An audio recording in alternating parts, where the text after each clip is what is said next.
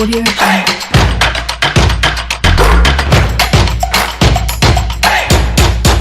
Le nouveau numéro de Plateau Foot Europe déroule le tapis rouge à la 3e journée des matchs de Ligue des Champions. Ronaldo, le roi d'Old Trafford, délivre United. Salah continue d'impressionner. Le Barça glane sa première victoire dans la compétition en Ligue Europa. Un Africain est en pleine bourre avec Leicester. Les clubs français brillent et s'offrent un bol d'air. Monaco, Lyon, Marseille étaient tous hors de leur base. Un super dimanche de foot. Des affiches au parfum de classique. Manchester-Liverpool en première ligue. La Liga avec le Classico de la jeunesse au pouvoir. Derby d'Italie, Inter-Juve. Puis le Vélodrome, théâtre du duel olympique de Marseille, Paris Saint-Germain. Vos chers auditeurs, vos appels sont attendus au 92 03 60 31 97 24 26 26. Franck Lunyama nous fait l'honneur d'être là. Bonjour Franck et bienvenue. Bonjour Angelo, merci. Bonjour à notre ami de tous les jours. Oui. Puis salut à Joël. Eh bien, vous êtes le nouveau saoudien de la maison? C'est le... c'est l'émir. C'est l'émir. C'est l'émir. D'accord. Lui-même. Voilà qui est dit. Joël Aïe, good morning, bienvenue. Oui, morning à tout le monde. Et voilà, hein, et c'est encore une grande joie d'être. Ouais, naturellement, United a gagné en semaine, donc ça fait du bien. Bon, pas forcément. Surtout, d'abord retrouver les amis, les collègues, les copains, partager un moment exceptionnel et surtout savoir qu'il y a un grand auditoire qui est derrière, qui nous suit. Ça fait déjà vraiment plaisir. D'accord. Et c'est toujours de bon augure pour la radio qui mouille les maillots. En face de vous, c'est Samuel Aziz Koundiba. Bonjour, bienvenue. Bonjour. Mboté ou bien, comment vous dites ça? Mboté. Comment ça va? Ouais, ça va très bien. En pleine forme, hein? En pleine forme. Merci d'être là. Ouais, je salue ma femme et puis bon. Naturellement. Je lui souhaite une bonne guérison. N'est-ce pas? Et prompt rétablissement, elle. Et le Madovon et un SPM pour nous accompagner dans ce nouveau numéro, épisode 684. Bonjour sportifs à toutes et à tous. Agréable réception.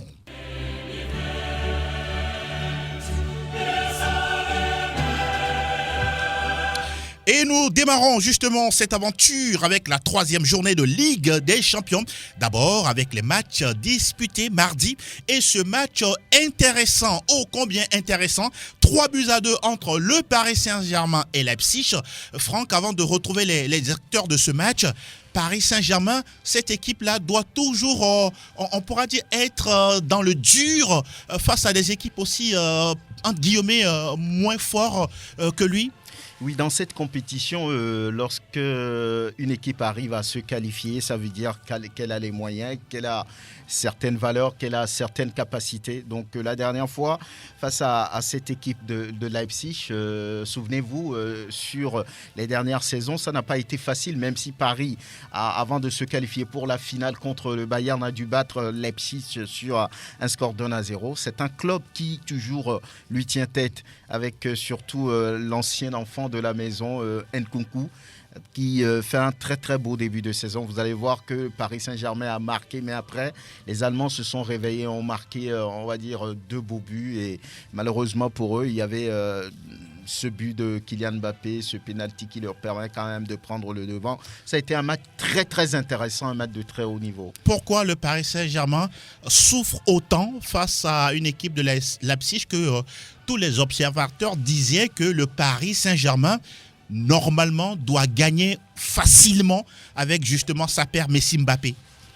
Souvent, il faut remarquer, quand l'équipe gagne contre une grande formation, les joueurs sont au top.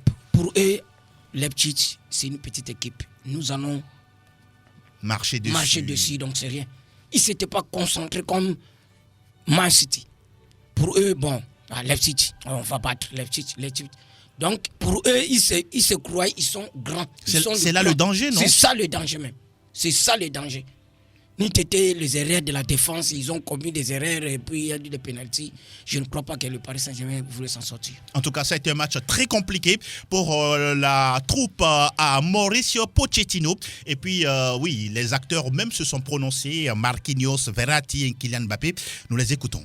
Gagner, c'est jamais facile. Si on gagne, c'est parce qu'on a une bonne équipe. On a des grands joueurs aussi. Ils sont montrés ce soir, Kylian et Léo. Des fois, il faut souffrir. Des fois, il faut être généreux. Des fois, il faut savoir aussi jouer en contre. On a souffert un peu avec les latéraux de Leipzig qui ont été très hauts. Et nous, avec notre ligne des 4, on a été toujours en retard pour faire le pressing. On a vu sur les 2 buts. Et voilà, à 3 après, ça a été beaucoup mieux. Ça nous a donné la confiance. On gagne, on prend la tête du groupe. Je pense que ce qu'il faut retenir, on n'a pas fait un mauvais match non plus. Je pense qu'il y a eu des bonnes choses. D'autres peut-être un peu moins, mais quand on joue des bonnes équipes, il y a toujours des choses un peu moins bien. On n'arrive jamais à jouer avec les mêmes 11, avec les blessures, avec la sélection, on rentre. C'est toujours difficile, mais on sait entre nous qu'on doit faire mieux et on peut faire mieux. Doit-on continuer de croire que le Paris Saint-Germain reste l'un des favoris, sinon le favori de cette année? Pas le favori de cette année, mais le PSG reste toujours un des favoris pour ce trophée. Surtout quand on voit l'effectif du PSG aujourd'hui. Sur les papiers, le PSG est déjà favori. On peut même dire favori pour cette année. Mais il manque encore un petit truc à cette équipe. C'est quoi selon vous? Je me dis que l'équipe, l'aura de l'équipe ne pèse pas encore sur l'échiquier européen. Mais en championnat, même on voit Paris souffrir devant les équipes Lorient et autres. Mais on se demande qu'est-ce qui se passe. Je me dis que individuellement les joueurs sont très bons, mais collectivement, ça ne fusionne pas encore. La faute à Pochettino? Pochettino, mais c'est toujours la faute. À lui toute la faute, pas aux joueurs. Quand les joueurs sont déjà bons, pour ne pas dire super bons individuellement, il faudra mettre en place un système, une disposition tactique pour que toutes ces compétences et individualités puissent se fondre en un seul ensemble, et ça va donner un beau jeu. Quand on a toujours prôné le tiki-taka du côté du Barça, ce n'est pas parce que les joueurs sont supérieurs au club, non. Les joueurs sont bons individuellement. C'est l'ADN du club. Merci. Maintenant, on impose un système. D'abord, quand on dit cette équipe va jouer, tout le monde sait d'entrée comment cette équipe se dispose sur le terrain. Alors, c'est ça le rôle de l'entraîneur. Vous parlez de disposition, parlons justement de ces latéraux parisiens qui ont été bouffés par leur homologue allemand. Allemand, parce qu'ils ont compris que du côté parisien, il y a Hakimi qui monte beaucoup. Alors, qu'est-ce qu'on a fait? C'était l'exemple, si vous vous rappelez, vous me permettez. Il y a encore quelques années, Barça a joué face à l'Inter? Non, pas à l'Inter. Ou à quel club? À Arsenal. Au temps de Wenger. D'accord. Wenger disait à ses joueurs que Dani Alves monte trop, donc il faudra placer l'attaquant derrière lui. Et ils ont marqué, ils ont gagné le Barça. Donc, c'est ce qui s'est passé hier, la dernière fois face à Leipzig. Ils ont mis 2 latéraux qui sont très rapides et qui montent beaucoup. Et ça a empêché Hakimi de se retrouver souvent devant et aider l'attaque comme il a l'habitude de le faire. Oui. Ça n'a pas souri. Mais normalement, c'est l'entraîneur qui doit lire maintenant cette défaillance et corriger ça avec le nouveau placement. Malheureusement, Pochettino n'a pas pu le faire. Et on verra à quoi va justement... on pourra dire qu'on va voir justement à quoi va ressembler cette équipe du Paris Saint-Germain dans les 3 prochaines journées. Aziz, un mot en 30 secondes et on passe à autre chose. Souvent, il faut savoir, ce n'est pas la faute d'entraîneur, mais il faut savoir que le Paris Saint-Germain a un effectif. Ce n'est pas n'importe quel entraîneur qui peut mettre le poids. L'entraîneur n'arrive pas à gérer ou quoi? Non, il n'arrive pas à gérer. Donc c'est la faute à lui alors? Non, c'est sa faute. Écoute, ce n'est pas qu'il n'arrive pas à gérer, mais quand tu as de bons joueurs, c'est l'embarras des choix. Non, mais ça ne devrait pas être le cas parce que là, il a un groupe individuellement très fort, super puissant.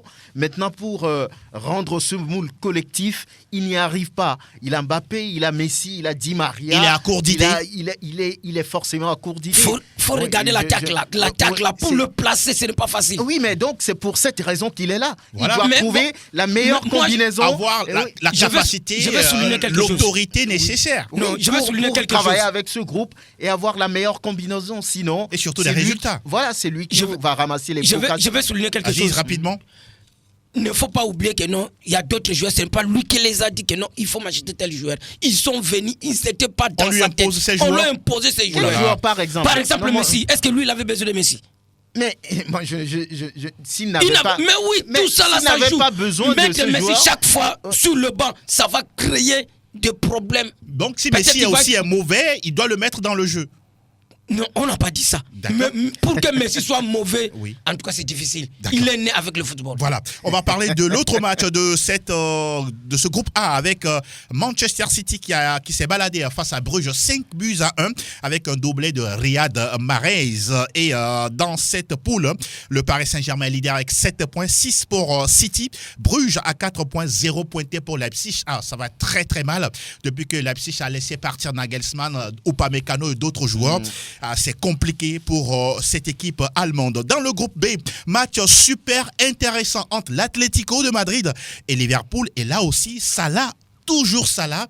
Oui, Jürgen Klopp dit, c'est vrai que Ronaldo et Messi nous ont habitués à quelque chose depuis 10 ans, mais à l'heure où nous parlons, Salah est le meilleur.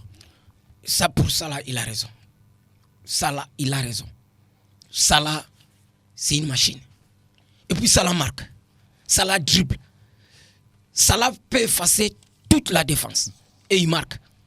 Mais le problème, seulement, je vous ai dit ici, quand on était ici, mon confrère Franck Mouniama nous a dit ça. Quel manager? Issa.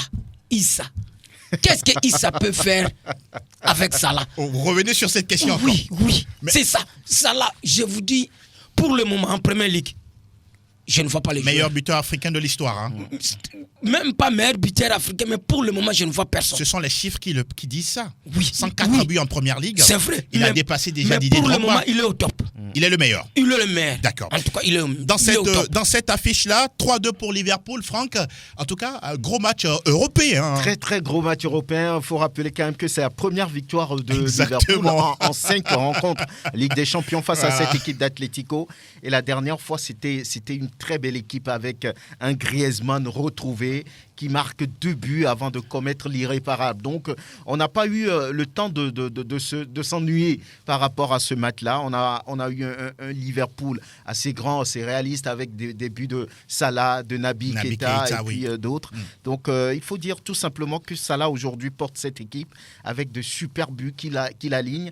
Il a marqué 2 en championnat. Il marque la dernière fois. Donc, son entraîneur a raison de dire qu'il est le meilleur aujourd'hui. Donc, parmi tous les matchs de la dernière fois, ce match vous a marqué vraiment a comblé moi mes attentes. Ah oui. En tout cas, 3-2 entre les Colchoneros et les Reds.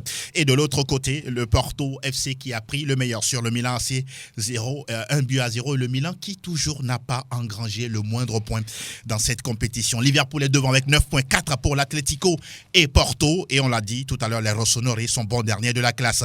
La poule C, Joël Aïe avec le Beşiktaş qui coule à la maison. 1 but contre 4. Et puis de l'autre côté, c'est Sébastien Haller, l'Ivoirien, désormais meilleur buteur de la compétition, qui contribue au match gagné largement 4-0 face à Dortmund. C'est son année tout simplement. Ah.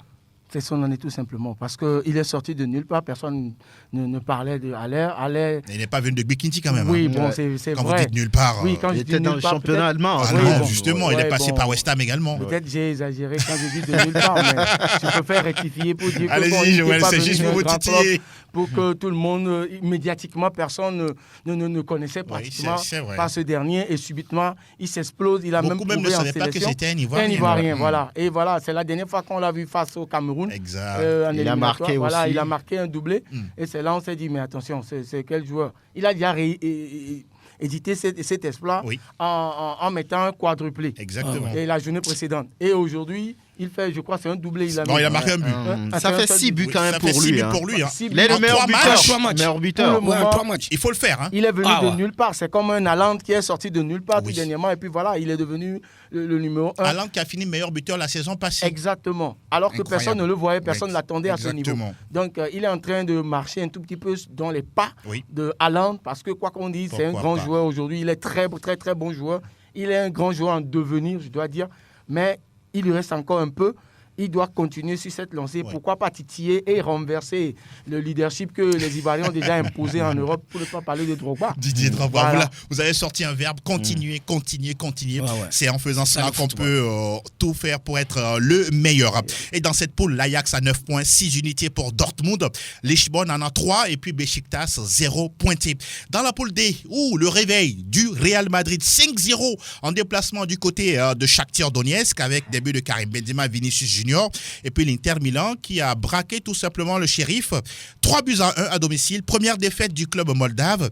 Ah oui, on pourra dire que le Real a appris de ses erreurs de la journée 2. Oui, on peut dire, parce qu'ils ont un grand coach. Un grand coach n'aime pas perdre 2 fois. Ancelotti? Ouais, c'est un grand coach. Un grand coach n'aime pas perdre 2 fois. Il a su corriger les erreurs et il a dit, mes enfants, allons-y gagner. Ah, mes enfants. Le terme, il est assez anecdotique. Et on remarque que dans cette poule, Sheriff a 6 points, rejoint par le Real Madrid, l'Inter qui a 4 unités désormais, le Shakhtar qui n'est pas du tout bien dans cette compétition. Ça fait seulement 1 point pour le Shakhtar. Ouais, c'est surprenant quand même de voir Shakhtar à ce niveau après 3 journées, un petit point, alors que cette équipe a battu le Real en aller-retour la saison dernière, vainqueur plusieurs reprises de la Ligue Europa. Donc cette équipe, elle est méconnaissable pour moi. L'Armada brésilienne, après une première partie de la Ligue des Champions. On verra justement à partir de la mi-novembre comment le Shakhtar va se comporter face justement à cette même équipe de l'Inter qu'elle recevra à domicile. La poule E à présent avec les premiers points glanés par le Barça, 1-0 face au Dynamo Kiev, un but signé Piqué, il égale désormais un certain Roberto Carlos comme défenseur ayant le plus marqué dans l'histoire de la Ligue des Champions, ça fait 16. Votre réaction sur ces premiers points du Barça qui se prépare au mieux avant le Classico? Oui, il se prépare mieux. Je ne peux pas dire qu'il se prépare mieux. Qu'est-ce qui vous fait sourire? Oui, c'est le commentaire que vous avez déjà mis tout à l'heure. Ouais. C'est les chiffres? Oui, justement, c'est les chiffres qu'ils font malheureusement. Mais dire que Piqué, Piqué, en tout cas... Être défenseur et marquer 16 buts en Ligue des Champions, c'est pas donné à tout le monde. Ça n'arrive pas tous les jours. Quand Ramos, en Liga, marque autant de buts pour le Real avant de quitter, mais c'est pas donné à tout le monde. Il compte plus de penalty. Un chapeau à Piqué. Non, penalty ou pas, c'est un but. C'est un but. Mais non, il faut compter sur le penalty. Oui, mais c'est pour ça qu'on souligne souvent le but marqué, le penalty. Chaque fois, on met le 2. Ne c'est pas pour rien. Joël, allez-y. Cette victoire du Barça a donné un petit bouffée une bouffée d'oxygène. Une bouffée d'oxygène plutôt à cette équipe. Ça leur permet de mieux se préparer pour le Classico. Mais sincèrement, le Barça, moi je ne vois pas, à moins d'un cataclysme, si je peux me permettre de le dire, le Barça sorti au 2e tour. Surtout, vous ne les voyez pas éliminés, c'est ça? Non, je les vois plutôt éliminés. Ah d'accord, mais soyez plus clair. Ah d'accord. Au 2e tour. Ok, d'accord. Avec cette allure. Parce que il y a Besiktas qui est déjà passé par là avec 3 buts. Et il y aura le match retour. Non, Besiktas ou Benfica? Benfica. Alors, quand je vois le jeu que produisent ces équipes-là... Ne donnez pas des points à des équipes qui ne le méritent pas, s'il vous plaît. Ne vous en faites pas. C'est Benfica Lisbonne. Excusez-moi, Benfica a bien fait le travail alors. Alors, donc, cette équipe, sincèrement, c'est une bonne chose de retrouver la victoire, le goût de la victoire. C'est vrai, c'est poussif, c'est très peu, mais je me demande... Qu'est-ce qui se passe? Vous ne voyez pas cette équipe du Barça? Vous ne connaissez pas cette équipe du Barça? C'est vrai, elle est en reconstruction. Mais franchement, c'est la pire des équipes à reconstruire du Barça dans l'histoire, à ma connaissance. Pire que votre United? Pire que United? mais bien sûr. Ah d'accord, on va continuer. On va dire rapidement que le Barça, ça a été très poussif. D'accord. Mais il fallait cette victoire peut-être pour se remettre dans le droit chemin. Parce que là, le match prochain, ce sera contre la même équipe, mais de l'autre côté. Exactement. Parce que Benfica ira chez le Bayern. Si Benfica perd et que le Barça gagne, ça fait 6 points. Ça pourrait arranger un tout petit peu la situation de cette équipe. Mais pour le moment, le Barça ne rassure pas. Vous l'avez déjà dit, le Bayern qui s'est encore promené à Lisbonne, 4-0. La résistance n'a duré qu'1 heure et après, le travail a été fait. Ah oui, je vous vois assez dithyrambique à l'endroit de cette équipe du Bayern. Est-ce que cette équipe du Bayern aujourd'hui fait peur? Oui, elle fait peur. Elle fait peur naturellement par sa façon de jouer, par sa façon de broyer son adversaire. On a l'impression que c'est un rouleau compresseur qui arrive toujours à dominer, on va dire, ses adversaires. Quelle que soit la résistance en face. Quelle que soit la résistance. La dernière fois, ça n'a pas été facile, mais il a suffi de ce déclic de Leroy Sané pour ensuite enchaîner. Donc, le Bayern fait peur de toutes les façons dans cette phase de poule. Je ne vois pas d'égal. Je ne vois pas d'égal, on verra sur les tours suivants. Il est resté toujours prudent, même si Le Bayern a 9 points, suivi du Benfica 4. Barça 3 et puis Dynamo Kiev avec 1 point. On va réserver le meilleur pour la fin. On saute la poule F pour aller à la poule G. Lille fait 0-0 face au FC Séville. Salzbourg s'impose 2-0 face à Wolfsburg. Dans cette poule, ce sont les Autrichiens qui sont aux commandes avec 7 unités, 3 pour Séville, 2 pour Lille et puis 2 pour Wolfsburg. Aïe, aïe, aïe. Le club allemand aussi, tout comme Leipzig, ça ne va pas très, très fort. Le groupe H, Chelsea, le tenant du titre, qui a pris la mesure de Malmö à la maison, 4-0. Même si cette équipe perd sur blessure Romelu Lukaku et Timo Werner, doit-on s'inquiéter ou, bon, les autres qui sont là feront l'affaire? Les autres feront l'affaire, mais il faut un peu regretter parce que les deux attaquants pour le moment sont en forme. C'est quand même bizarre, hein? Ils sont en forme, je ne sais pas. Dans un seul match, on perd les deux attaquants. Bon. Le marabout a travaillé ailleurs. Non, ce n'est pas le marabout. C'est pas le maraboutisme. Mais bon, en tout cas, ça là, c'est inexplicable. Voilà. C'est le Seigneur seulement qui sait. N'est-ce pas? Même Tourelle, si on lui disait que non, tu vas perdre les deux joueurs, je ne crois pas qu'il va mettre les deux joueurs titulaires. Il va laisser un sur le banc. Donc ça là, c'est Dieu seul qui sait. Ah oui. Et dans l'autre match, la Juventus Clopin est allé s'imposer 1-0 du côté du Zénith Saint-Pétersbourg. Ça permet à la Juve d'avoir 9 points sur 9 possibles. Chelsea est deuxième avec 6 points. Zénith 3 et puis Malmö 0 points. Et l'on boucle justement les analyses de la phase de poule de la Ligue des Champions avec le groupe F, où il y a eu un match sensationnel du côté d'Old Trafford avec le Christ. Le Christ. Chaud, partenaire dans la surface, ils sont encore là. Cristiano Ronaldo. Oui, Cristiano Ronaldo. Il la voulait, il l'attendait, il a marqué, il a sauvé Manchester United. Il est intarissable. Jamais il ne renoncera. Jamais il ne voudra ne pas avoir le dernier mot. Encore une fois, comme face à Villarreal, Cristiano Ronaldo, le roi d'Old Trafford. 82e minute, Manchester United a totalement renversé l'Atalanta Bergame. Ah oui, Joël, je vous vois hocher la tête. Je vais vous poser une colle. Vous reconnaissez cette voix-là, le commentateur? Le nom? Non, ça m'échappe. Vraiment? Sincèrement. Ah oui. Il a pour nom Anthony Tobelem. Tobelem, voilà. Vous avez vu tous les superlatifs qu'il a sortis à l'endroit de Cristiano Ronaldo, le sauveur d'Old Trafford. Oui. Ça vous va? Je peux dire même à cet instant précis, c'est insuffisant. Il aurait pu faire encore plus, c'est vrai. Pourquoi Ronaldo, oui, mais il aurait pu ajouter encore d'autres superlatifs. Comme quoi, par exemple? Comme quoi? Bon, parce qu'il a tout dit. Il n'a pas tout dit. Qu'est-ce que tu voulais il a dit peut-être que l'élément a été un peu coupé. Il a dit le roi de la planète, oui, le buteur de la Ligue. Je disais le roi des le meilleur buteur de la planète. Le meilleur buteur de la Ligue des Champions. Quoi? Il a tout dit. Qu'est-ce qu'il va dire encore? L'extraterrestre. Non, pas l'extraterrestre. Non, peut-être c'est ça qui manquait. Merci pour la question, Angelo. Sincèrement, c'est vraiment magnifique. Surtout, la seule chose que j'aime beaucoup chez les Français, c'est quand ils commentent les matchs de football. Ouais. Surtout quand ils commentent les matchs de football. Un joueur de rien du tout, il suffit qu'il fasse une action. Quand le journaliste français décide de faire de toi la lune et le soleil, c'est-à-dire tu le deviens en un seul commentaire. Franchement, c'était très beau. La dernière fois, j'étais très ému. Sincèrement, c'était une friction parce qu'à la mi-temps, il s'est passé beaucoup de choses dans les vestiaires. Et à la reprise, on a vu comment l'équipe s'est métamorphosée. Il y a eu plus d'envie et de volonté d'aller de l'avant. Ronaldo a tenté plusieurs actions, plusieurs occasions. Il n'a pas pu réussir. Fred a manqué plutôt des buts, pas possible. Et voilà qu'il arrive à marquer ce but au bon moment d'ailleurs. Et ils ont réussi à conserver cet avantage. Ils ont gagné à la fin. C'est vrai que c'est beau, mais il reste encore du boulot à faire. United, Franck, doit-il toujours souffrir autant? Oui, cette équipe, depuis le début de la Ligue européenne des champions, affiche une certaine méforme. Elle a été battue par les Young Boys de Berne. Après, il a fallu réagir parce que le Titanic est attendu un peu partout, tant en championnat qu'en Ligue européenne des champions, surtout avec l'arrivée du Christ, comme vous le dites. Donc la dernière fois, j'ai vu une équipe qui a développer un certain caractère du mental parce que mener 2-0, c'était pratiquement plié. Mais ils sont revenus d'abord par Rashford, ensuite Maguire. Et puis ce but auquel on ne peut pas être indifférent. À quel moment d'ailleurs, à la 82e minute, par qui? Par Cristiano Ronaldo, il a fait à plusieurs reprises.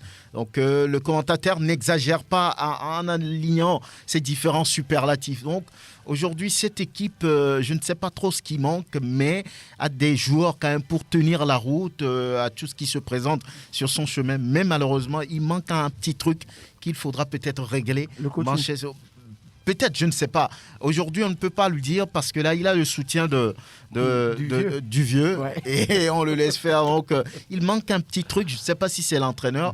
Je ne sais pas s'il va falloir un coup de fouet. Sinon, Manchester n'est pas totalement rassurant. Aziz, Et je vais souligner quelque chose. rapidement. Le coach, il n'est pas capable. Il n'est pas à sa place. Je ne sais pas si on l'a moins flashé un peu pour lui dire que non, le milieu je ne sais pas. On l'a dit que le milieu du terrain ne marche pas. Je ne sais pas quand vous avez vu, il a fait entrer Pogba. L'équipe a changé. Il y a des fois Pogba joue comme, je ne sais pas, comme mademoiselle. Comme une mademoiselle, mais s'il veut jouer, l'équipe joue. Donc il choisit ses matchs alors. Je ne sais pas. En tout cas, je ne sais pas. Et Maguire qui s'est plaint. Qui s'est, on pourra dire, troué face au match à Leicester, qui marque un but à Old Trafford. En tout cas, je ne sais pas. Donc, tout le monde, donc, bon, je ne sais pas. La Champions League, ce n'est pas les championnats. N'est-ce pas? La Champions League, quand vous perdez la Champions League, je ne sais pas si on les insulte ou bien quoi. En tout cas, je ne sais pas. Ah ben, tous les joueurs se transforment. Mourinho est fort dedans. Hein. C'est pour ça que j'ai dit tous les joueurs se transforment.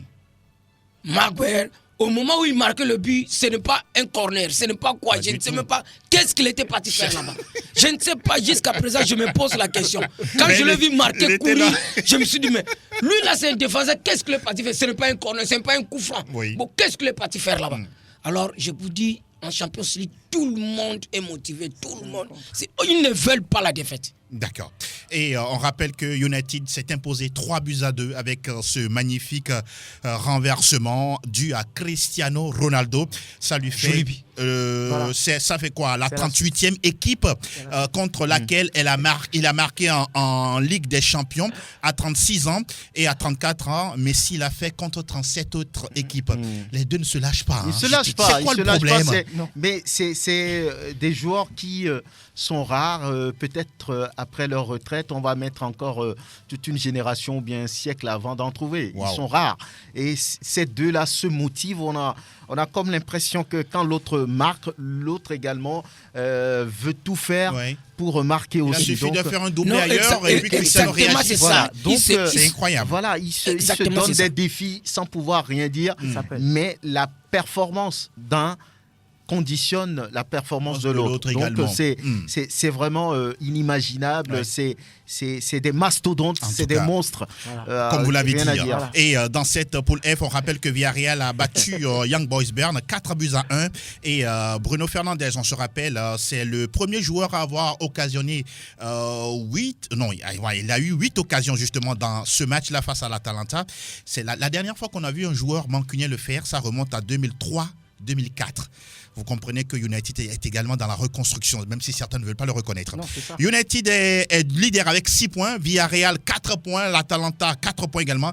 Young Boys Bern boucle le classement avec 3 unités.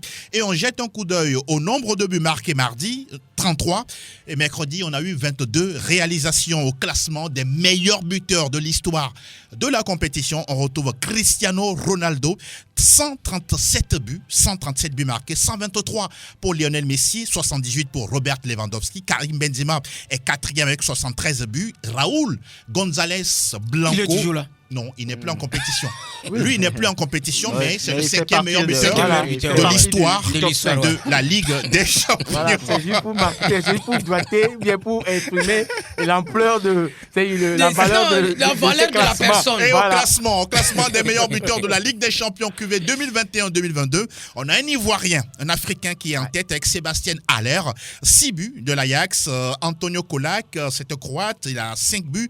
Et Adama Traoré, le Malien, a 5 buts. Il évolue du côté du Sheriff Tiraspol.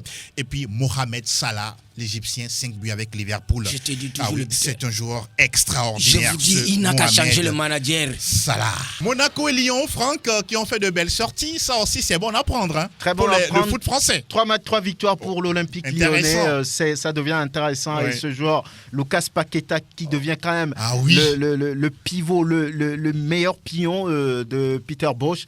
Il est là à chaque fois pour faire la différence. Il donne, on va dire, l'avantage déjà aux Lyonnais avec ce but magnifique marqué sur une passe de Toko Ekambi, auteur d'un doublé. Lyon, pour le moment, prouve à suffisance qu'il est un club des compétitions européennes. 3 matchs, 3 victoires, rien à dire. Monaco également a su bien faire les choses pour prendre les 3 points. C'était important également. Par contre, Lille, de l'autre côté, c'est pas complètement éliminé, mais ça va le faire. Pour l'instant, Monaco et puis Lyon sont bien partis pour être au tour suivant. Même Rennes est en Ligue Europa, en conférence, qui fait également de très belles prestations. Je crois que les clubs français sont bien positionnés. Marseille également, 3 matchs nuls. 3 matchs nuls, 3e de la poule. Voilà, ils ont quand même, s'ils arrivent à gagner le prochain match, ils vont complètement se lancer. Vous l'avez dit, Lyon est en tête de sa poule avec 9 points, tout comme Monaco. 7 points dans la poule B au niveau de la Ligue Europa. Et on ne peut que souhaiter bonne chance aux escouades de la France. Désormais, on fait le tour des majeurs avec un super dimanche foot. Première Ligue Express News. Destination, we're talking about the English Premier League avec le 9e acte. Ah oui, ça va être un match extraordinaire. Alors, réservez votre après-midi du dimanche, 15h30 minutes, temps universel. Manchester United accueille Liverpool à Old Trafford. Ce match-là, vous, en tant que mancunien depuis de bonnes années, de longues années, à quoi vous vous attendez, Joël Aïe? D'entrée en même temps, je me dis que c'est un match de tous les dangers pour Manchester United. Quand je vois ce que Liverpool produit, surtout ce que Salah à lui seul fait sur le terrain depuis 4, 5, 6 journées, toutes compétitions confondues, je me dis que c'est le premier et le seul unique aujourd'hui réel danger potentiel à tout moment du match qui peut détruire le rêve à Old Trafford. Mais aujourd'hui, Manchester a un mental, ils sont en train de travailler sur un mental, il y a une reconstruction comme vous l'avez souligné, et je me dis que ce match, c'est Manchester capable de faire une exception, pour ne pas dire, on peut en faire un match de référence. Il suffisait d'un coup de clat de réussir à gagner cette rencontre, et le mental change. Ça devient autre chose dans la compétition. United est sorti du top 5, actuellement 6e. 6e, oui. Mais Brighton, c'est l'intrus. N'est-ce pas? Mais vous aimeriez être à la place de Brighton. Pourquoi pas? Vous vous rappelez de la dernière victoire de United à domicile face à Liverpool? Je vais vous aider. 10 mars 2018. 10 mars 2018. Le 10 mars 2018. Bientôt 4. United s'est imposé 2-1. C'était le 200e derby. 2 buts à 1, ça je me rappelle alors du record. D'accord. Merci beaucoup. Et on part du North au West Derby. Vous l'avez dit, du côté du United, on a des joueurs comme Cristiano De Gea, Rashford et pourquoi pas Bruno Fernandes. Côté Liverpool, Mané, Salah, Firmino, Diogo Jota et tous les autres sont également de la partie. Vous voulez ajouter rapidement un mot là-dessus? United-Liverpool. Je voulais ajouter quelque chose. Oui. Pour le moment, les deux équipes sont au top. Au top, pourquoi? Leur mental, ils ont dit, on a gagné la Champions League, on doit battre Liverpool. L'autre dit, je vais battre Man U.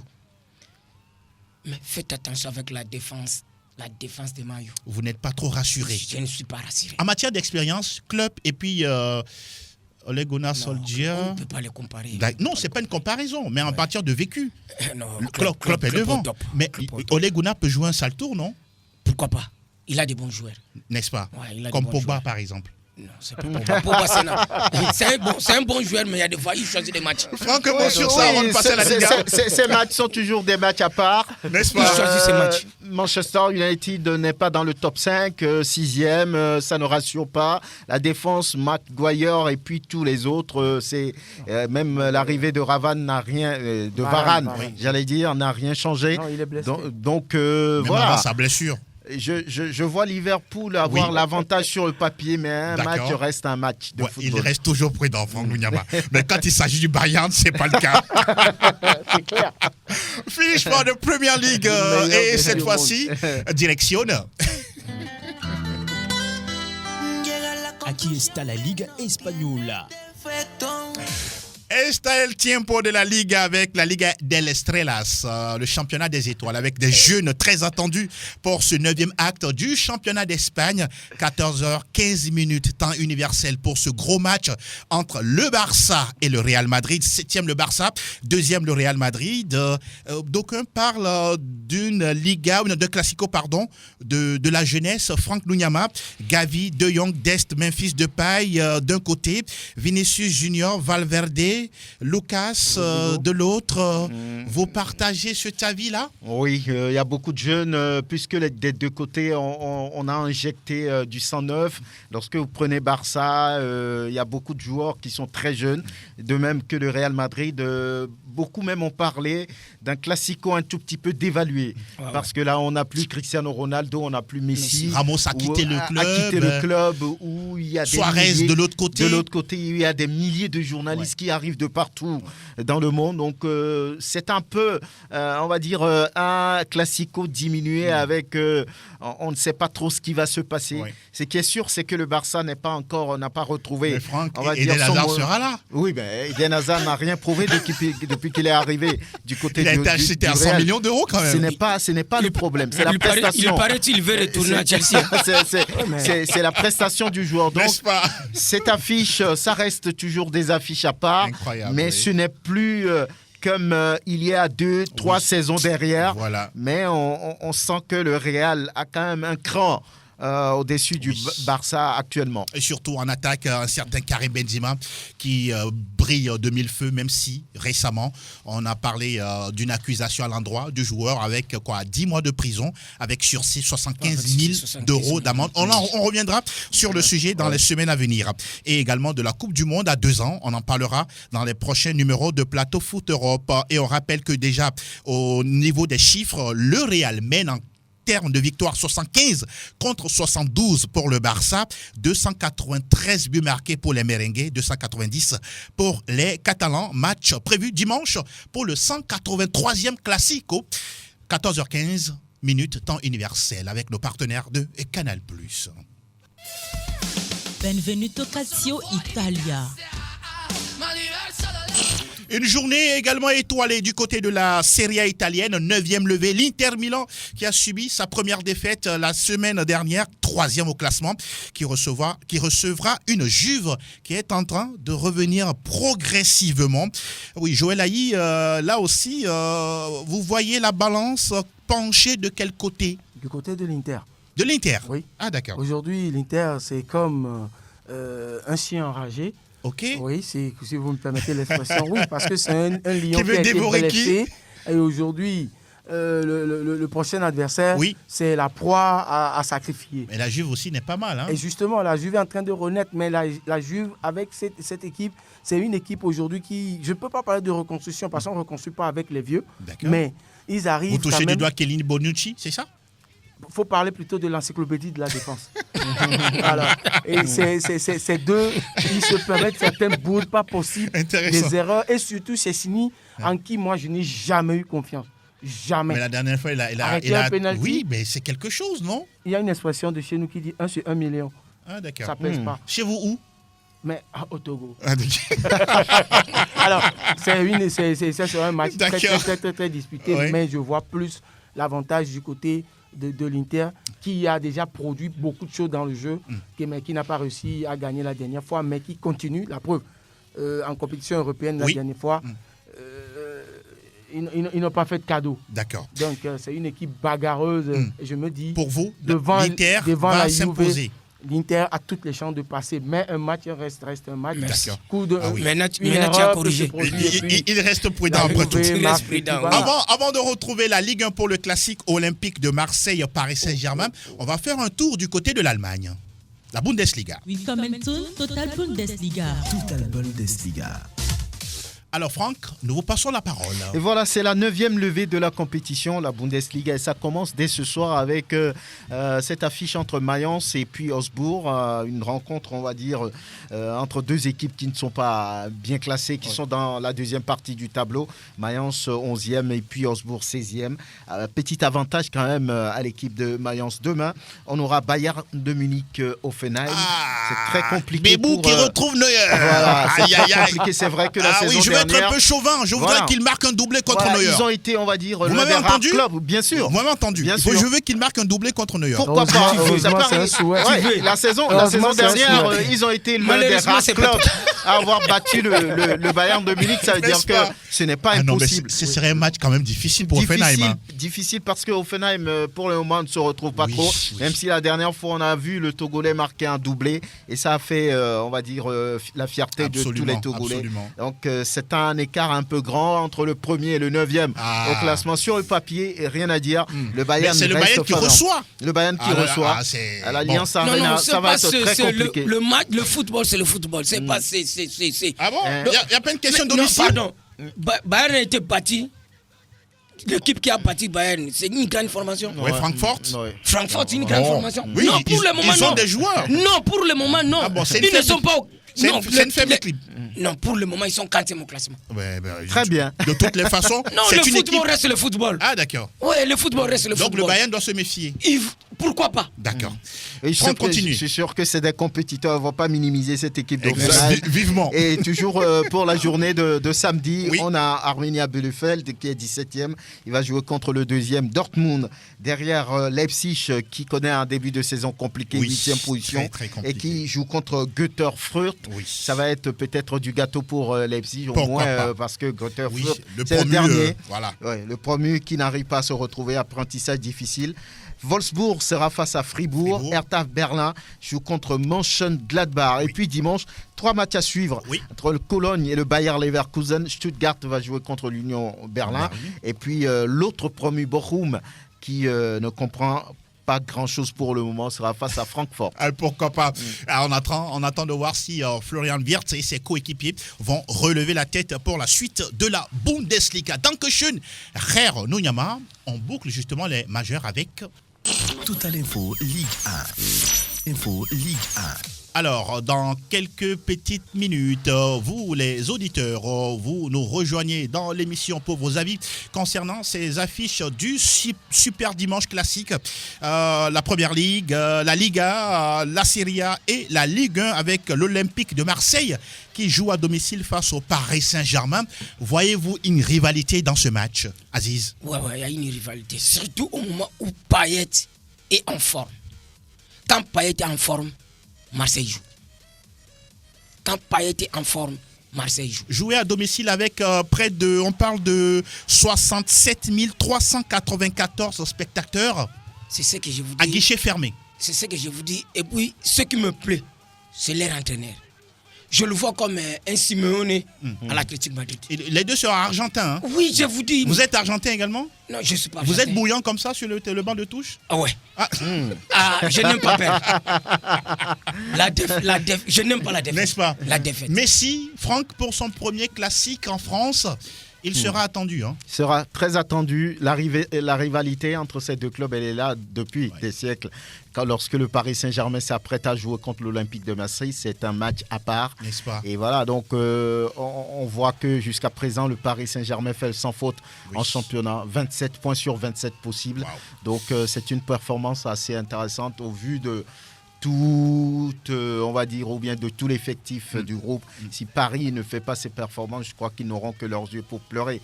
Maintenant, face à Marseille, c'est un autre match. Exactement. Et Marseille, pour le moment, semble en forme. Mais n'oublions pas qu'ils ont déjà perdu 2 matchs en championnat contre Lens et puis contre Lille. Donc, sur le papier, c'est déséquilibré. Mais j'ai envie de dire que chaque fois qu'il y a ce genre de match, Marseille et puis tout son groupe sont gonflés à bloc pour faire échec au Paris Saint-Germain. Et ça promet déjà un match assez intéressant. Surtout que Marseille, pour le moment, a un effectif très jeune qui a envie de montrer quelque chose. On les attend dimanche. On les attend à partir de 18h45 du côté de la Ligue 1 française.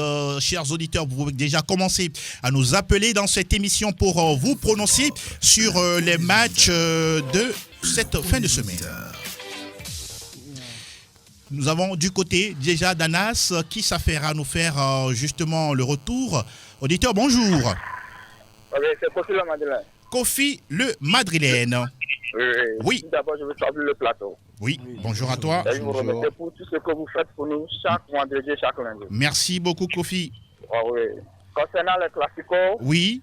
D'autres disent qu'il n'y a pas de classico. Il y a toujours classico. Hein. N'est-ce pas? Il y a toujours classico. Parce que le classico existait avant Cristiano et Messi. Exactement. Donc ça doit toujours continuer par exister. Vous allez suivre le match là de dimanche? Ah oui. Vous allez suivre le match? Pourquoi pas? Ah oui. Et quelle sera la force de votre Real? C'est quoi la force aujourd'hui? En fait, nous, on va aller tranquillement les gagner. Nous, on va gérer le match. Il n'y a pas de match là-bas. Ah, n'est-ce pas? Il n'y a pas de match. D'accord. Ils sont conscients qu'il n'y a pas de match. Ils sont conscients qu'il n'y a pas match. J'espère qu'un Barcelonais viendra vous répondre tout à l'heure. Merci, Kofi. Manu, rapidement, s'il vous plaît, rapidement. Oui, je vous jure que cette affaire est triplée, mais ce jour. Je vous jure. D'accord, c'est bien noté. Merci beaucoup, Kofi, et à très très bientôt. On va prendre un autre derrière Kofi le Madrilène. Bonjour. Bonjour. Auditeur en ligne? Vous êtes en direct, hein? Dans Plateau Foot Europe. C'est le coin des auditeurs. Bonjour. Oui, un Catalan, je réponds. Oui, Faustin. la réponse du berger à la bergère. Voilà. Allons-y. La dernière fois, je vous ai dit que le Barça commence la saison à partir de dimanche. Ce dimanche, on va démarrer la saison en classico. D'accord. Le score, c'est 2-1. 2-1. On devait faire quelque part. Non, je suis en train d'écrire ça. Lundi, tu me donneras raison. D'accord. C'est bien noté. Mais c'est pas vous quand vous criez. Non, moi, je ne crie pas. Moi, je suis dans mon coin. Allez, merci, Faustin. À très bientôt. Un autre derrière Faustin. Bonjour. Oui, bonjour. Diminuez un peu le volume pour qu'on entende votre belle voix. Oui, JB. Oui, allez-y, JB. Pour les pronostics là. Oui. Moi, mon équipe toujours c'est Barcelone. Hein. N'est-ce pas? C'est classico. Voilà. On va gagner 2-0. 2-0. Oui. Face au Real Madrid. Et pour Manchester Liverpool là. Oui. 4-0 à faveur de Liverpool. Ah, waouh. Ça. 4-0. Je dis bien 4-0. Non, j'ai noté. Voilà pourquoi. 4-0. Pour Paris Saint-Germain et Marseille, oui. Paris Saint-Germain, Marseille. Oui. Bien en faveur de Marseille. Ah, vous êtes Marseillais apparemment. Ah, là c'est bon. Oui. Là c'est bon. Là c'est bon. Mais Messi est parti au Paris Saint-Germain, vous ne le supportez pas. Je sais bien, non? C'est Messi seul qui joue. N'est-ce pas? Merci JB. On se donne rendez-vous lundi. Merci beaucoup et très belle fin de semaine à vous derrière JB. Bonjour auditeur. Oui, allô, bonjour. Bonjour. Vous allez bien? Oui, ça va bien. Le petit nom? C'est Maman Seydou. Maman Seydou. Oui, nous vous écoutons, Seydou. Oui. Bon, je propose match nul entre Liverpool et Manchester United. 0-0, 2-2, 3-3 2-2. 2-2, voilà. Oui, parce que je vois que la défense de Man United, ça ne va pas du tout. C'est mon équipe, mais la défense ne va pas. Sinon, d'accord. Si ce n'est pas compte tenu de la défense, bon, je préférerais dire que Man United s'est battu. Ah, d'accord.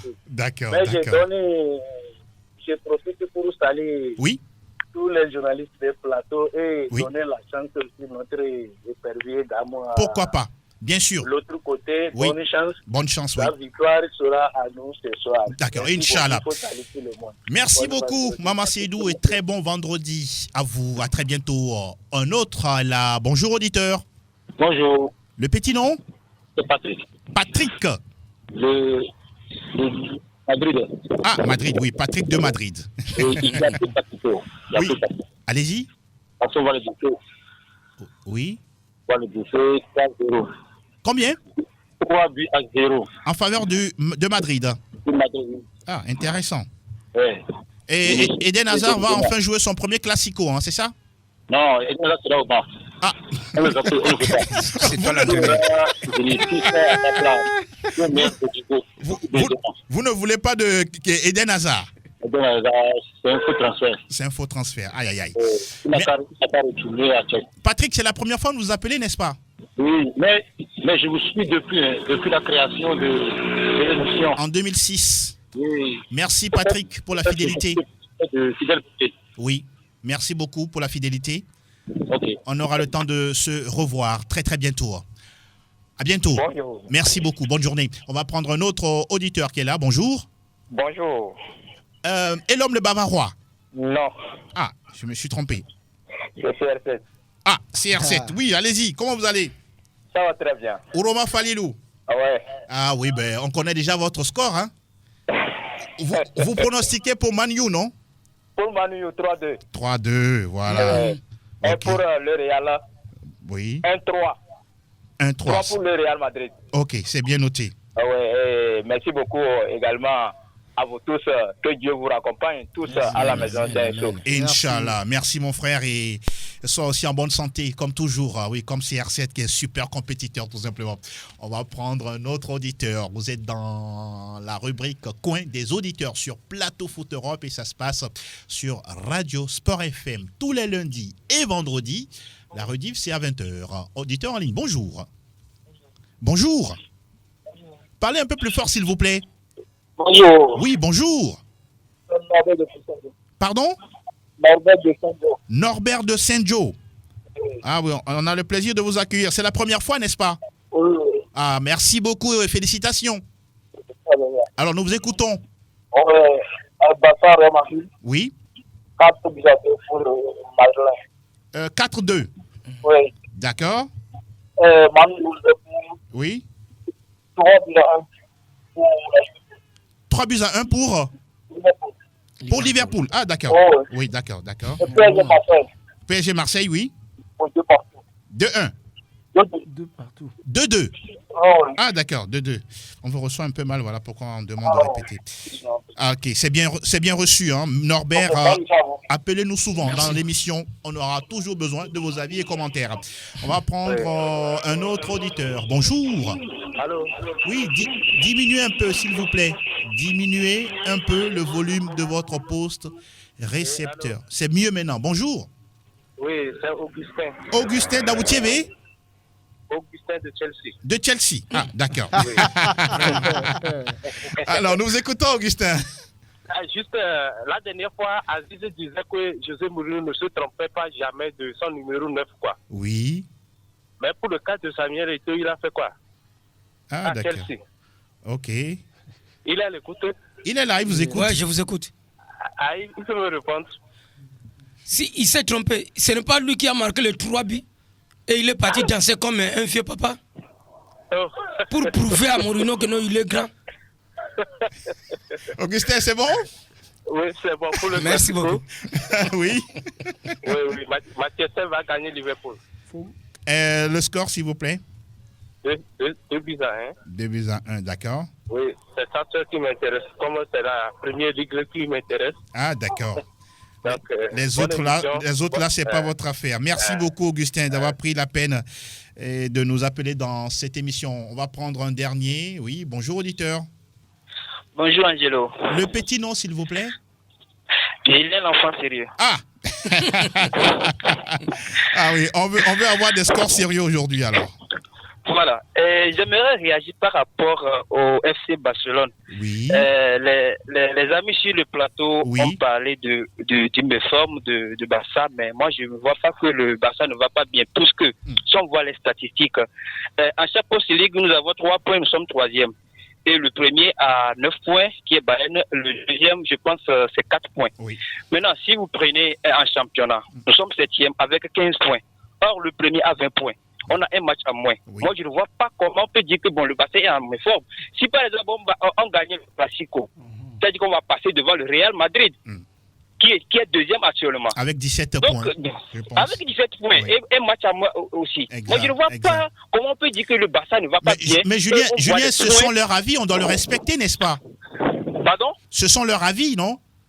Mais on juge sur les statistiques et sur les performances sur le terrain. D'accord. Par exemple, on a aligné 2 matchs ceci, on a gagné en Champions League et en championnat. On a gagné contre Valence. Et au début, on avait même point, 12 points chacun, mais on a gagné. Mais et on est passé dessus. Vous savez que le Barça est toujours attendu au grand moment. La dernière fois au Champions League, on dit on n'a rien joué, mais on a tiré 11 fois contre 3 pour le Dynamo de Kiev et Keshik n'a eu aucun arrêt à faire. Bon. Donc, je ne pense pas que le Barça ne va pas bien. Est-ce que c'est sur les performances actuelles, le Barça est un grand club par rapport à ce que le club a montré. Toujours attendu. Depuis, ce club est toujours attendu. Donc c'est normal qu'on dise que le Barça pour le moment ne montre pas grand-chose. Cher ami, c'est bon. Merci Julien, merci beaucoup. Bon. On se retrouvera lundi. Quand même le Classico. Oui, là c'est clair. Merci beaucoup, cher Julien. On se donne rendez-vous lundi. On se retrouvera justement dans la tribune des auditeurs pour encore évoquer plusieurs sujets. Franck Lunyama, merci à vous. Ça a été un plaisir. Merci Aziz. Merci Joël. Mille merci à Eloma Dovon et à Nas PM. On se donne rendez-vous lundi, toujours sur la même antenne, avec la même passion de vous servir. Très bonne fin de semaine à toutes et à tous. Ciao, ciao.